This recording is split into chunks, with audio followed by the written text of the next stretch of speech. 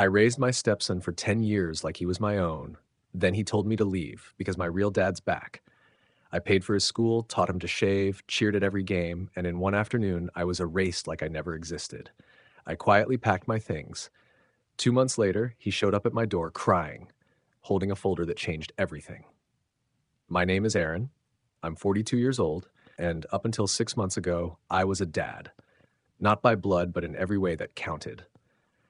I raised Elijah from the time he was 4. I taught him how to ride a bike, stayed up with him through ear infections, cried when he called me dad for the first time. His biological father, Damien, had walked out before Elijah could even form a full sentence. For 10 years, it was just me, Elijah, and Marissa, my wife, his mother. We were a family. At least that's what I believed. Until one day, I wasn't anymore. It started small, subtle. Elijah, who always ran to greet me when I got home, stopped. He'd barely look up from his phone. At first, I chalked it up to puberty. 14 is a weird age, right? Hormones, mood swings, detachment. But then came the sharpness. "Stop trying to act like my dad," he snapped one evening when I reminded him to do his homework. I froze. I must have misheard. "I am your dad," I said softly. "No, you're not. My real dad's coming to town next week. He actually wants to spend time with me." I laughed at first. I genuinely thought he was joking, but he wasn't. Marissa told me Damien had reached out. He was moving back to town for good and had asked to reconnect with Elijah. She said she didn't want to keep them apart for Elijah's sake. I tried to be understanding. I really did, but something felt off. The sudden change in Elijah, the way Marissa defended Damien so quickly. There was a weird tension in the house after that, a kind of silent reshuffling, like I was being gently moved out of the picture. Then came the photos. I walked into the living room one afternoon and noticed our wall collage had been updated. The family photo from Elijah's 8th grade graduation, gone. The beach trip where I taught him how to surf, replaced. All the pictures that had me in them were missing or cropped. I didn't say anything. I just stared. 2 weeks later, Elijah packed a bag and said he was going to stay with Damien for the weekend. No discussion, just a quick, "Mom already said it's fine." I turned to Marissa. "He's 14. You can't just send him off like that." She didn't even look up from her phone. "He's not a baby, Aaron, and Damien has rights." That word, rights, it echoed through my head. "I've raised him for 10 years, Marissa." She looked up finally, her voice calm, too calm. "And you've done a good job, but he needs his real father now." I felt the floor fall out from under me. The final straw came on a Monday morning. I went to drop off Elijah's backpack at school. He'd forgotten it in the hallway, and the front desk receptionist stopped me. "I'm sorry, we'll need permission from the legal guardian." I blinked. "I'm his father." She checked the computer. "It says here his father is Damien Bell, mother is Marissa Bell. You're not listed." Not listed. That night, I confronted Marissa. She didn't deny it. In fact, she looked relieved. "I'm sorry," she said, "but Damien's back now. He's willing to be a full-time father. You don't need to carry this anymore." Carry this? Like Elijah was a burden? I packed my things that night, not because I wanted to, but because I realized something horrifying. I had no legal standing, no rights, no say. They could cut me out completely, and they already had. I moved in with my brother Kyle across town, tried to focus on work, tried to sleep, but I couldn't stop thinking about Elijah, about the silence, about how you can build a life for someone and it can be stolen like it never mattered. Then 3 weeks later, I got a text from Elijah. Just one line. "Can we talk? Alone?" Elijah wanted to meet at the park near the high school, the same place we used to practice throwing a football when he was 8 and couldn't catch for anything. I was nervous. I hadn't seen him in almost a month. I didn't know what version of him would show up, the cold, distant teen who snapped at me, or the boy I raised. He showed up late, hood up, looking thinner. His eyes were tired, darker somehow. When he saw me, he didn't smile, but he sat down. I didn't know what to say. I just waited. After a minute, he said, "You didn't even fight back." The words hit like a slap. "I didn't think I had a choice," I replied.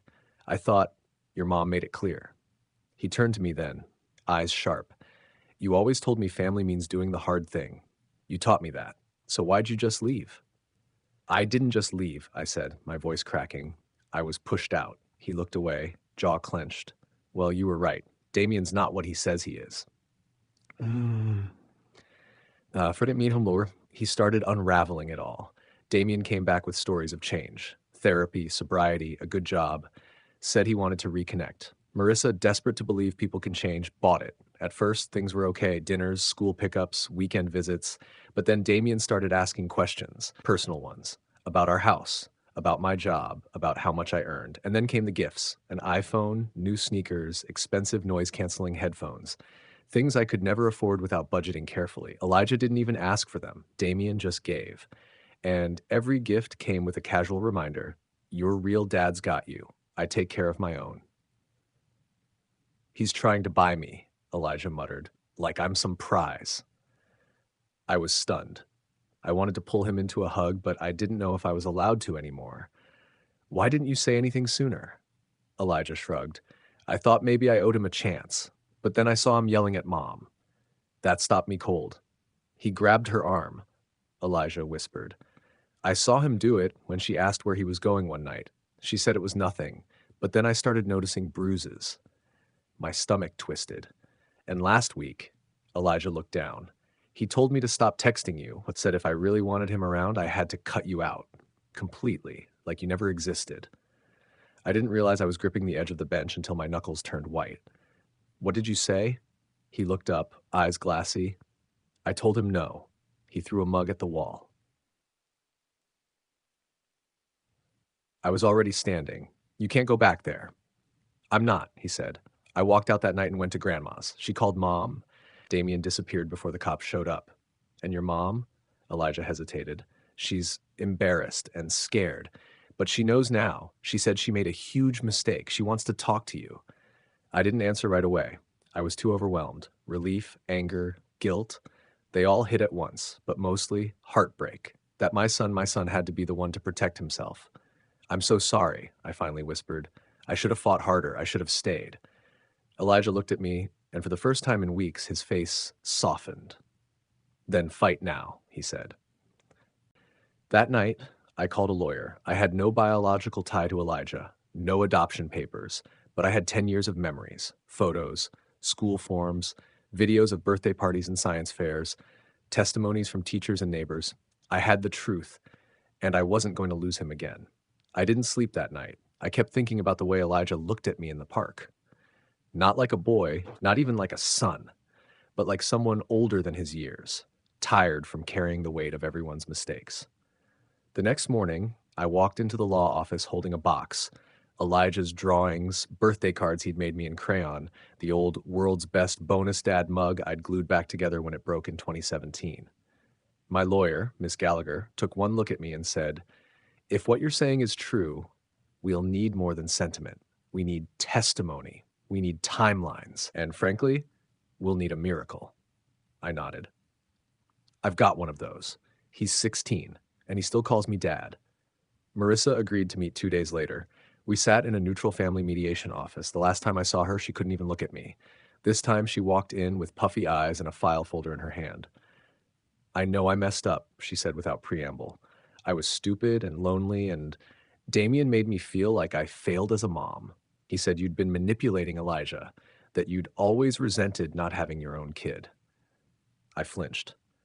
I believed him, she whispered, because part of me was looking for a way to explain why I felt like I wasn't enough. I projected it all on you. There was a long silence. Then she pushed the folder toward me. Inside, medical bills I paid, parent-teacher conference notes I signed, a thank you card from Elijah's 5th grade teacher addressed to Mr. Hayes, Elijah's dad. You deserve rights, she said, but you're not going to get them unless I help.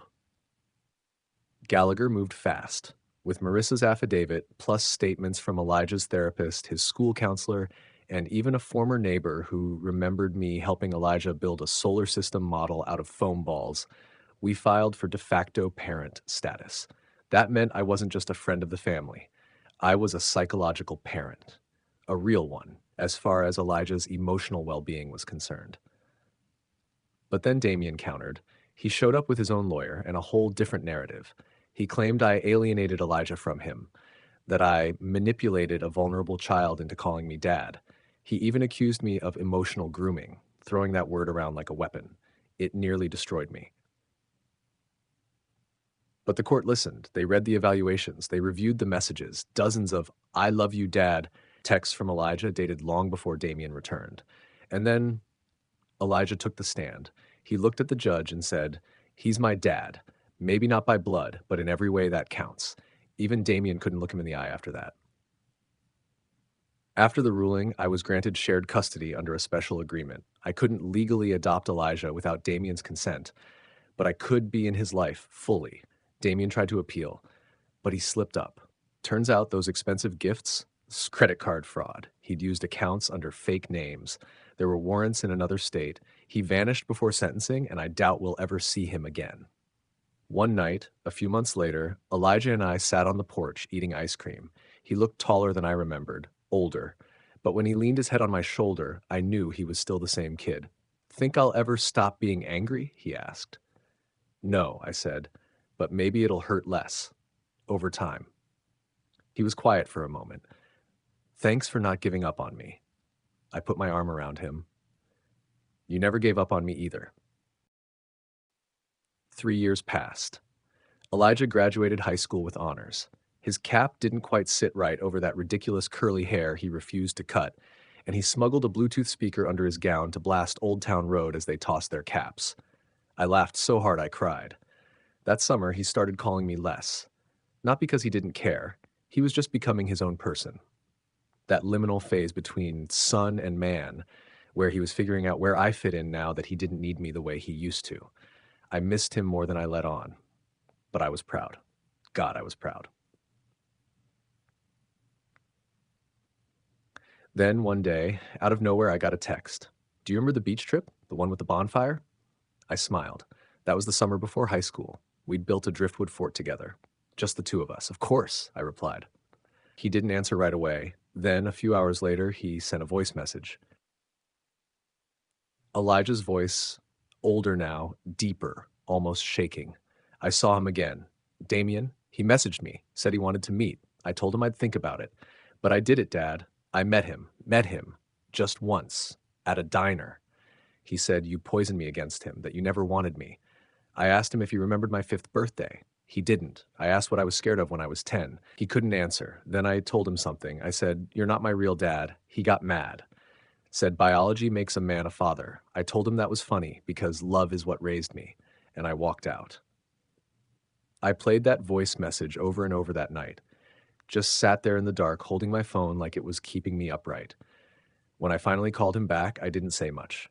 Just, "I'm here. Always." And he said, "I know." Last month, Elijah started his 2nd year of college. He's studying psychology. Says he works with kids from broken families. Funny how life turns out. We still talk every week, not because we have to, but because we want to. Some nights we laugh until our stomachs hurt. Other times we sit in silence, just knowing. There's no manual for fatherhood, especially not the unofficial kind, but there's something stronger than DNA. And if I've learned anything, it's this. You don't have to share blood to share a bond. You just have to show up. Every single day. Even when it hurts. Especially when it hurts. The day Elijah got married, I forgot to breathe. Not because of the tux or the crowd or the nerves, because I wasn't sure where I stood anymore. I sat on the groom's side, 2nd row, not front. That spot was reserved for blood. Damien was there, clean-cut and smug, shaking hands and soaking in proximity. I didn't expect much. I told myself it was okay, that I'd had my moments already, that fatherhood wasn't about recognition, it was about sacrifice. Still, it stung. The ceremony started. Elijah walked in, confident, glowing. He locked eyes with me for just a second, smiled, then turned toward the altar. I held it together, mostly. Then came the reception. Halfway through, Elijah grabbed the mic. "Before I dance with my bride, I want to take a moment. This is important." The crowd quieted. Some of you know my story, some of you don't. I didn't grow up with my biological father. He left, but someone else stepped in.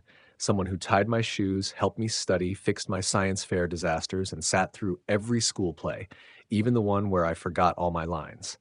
He never asked for credit. He never even asked to be called Dad, but that's what he is. So I just want to say, Dad, I see you, and I love you. Thank you for everything. Then he looked straight at me. This dance is for my real father, the one who chose me. He held out his hand. I don't remember how I got to the dance floor. I just remember holding him the way I did when he was 5, forehead against mine, the room spinning around us. And for the first time in a long time, I cried without shame because love made me a father. And that night, in front of everyone, he made me a son's forever dad.